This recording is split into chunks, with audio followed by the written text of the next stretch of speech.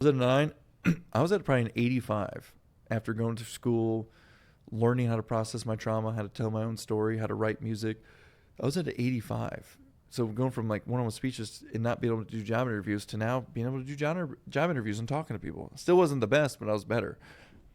And so I thought, could I really help a veteran in like a one session thing though? Because I've been doing this for 4 years. Maybe that's why I'm better. Can I do this in like a 3-hour writing session? And will a veteran want to?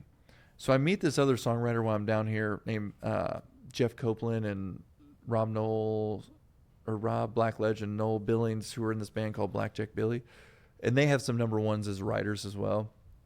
And I showed him a photo of Jesse that I had, that I took a photo of him on his Harley one time. I was like, hey, this is a friend of mine. If I brought him to Nashville, will you help tell the story? They're like, yeah, man, we'll do that. So I go with Jesse. I'm like, hey, I know you don't like talking about what happened, but if I brought you to Nashville, would you sit with me in a writer's room and like share your story so we could turn it into a song? And he's like, yeah, man, I love music. And I was like, oh, that's cool. Oh, damn. Not expected it. No, 100% was not expected. I thought I was going to have to fight him for it. Yeah. He's like, yeah. And that's a very unique like experience. Proposal. That was the first time I realized what I was talking about earlier. If I can outweigh his anxiety and depression with excitement, I can get him to do anything. He didn't really hear anything besides, I'm going to take you to Nashville and write with the number one writer. So then I'm like, okay, let's talk about what you're going through, what we should talk about in the song, because I want you to write about something you don't talk about. Yeah. So we sat on his back porch and talked about what he wanted to say, and we finally came up with this idea about how, you feel so comfortable in war that it feels uncomfortable to come home. Because you train your whole life to be in war, and then you go to war, and you come home, and it feels weird.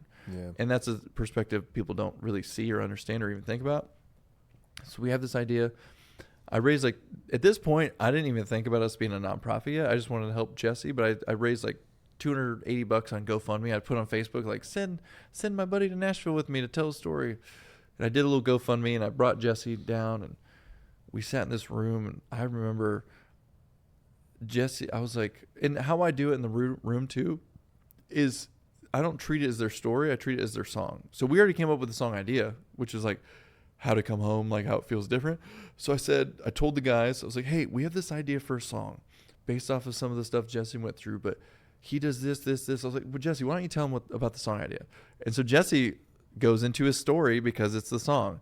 And so he's still kind of down and out, just like, it's such a small town I come from. People knew I was injured before I came home, so they try to pump me up. And they'd see me in the market and be like, oh, you're looking so good. Aren't you blessed to be home and glad to be home? So he was telling the story, and Blackjack Billy's like, okay. And they have a guitar, so they're actually playing something here.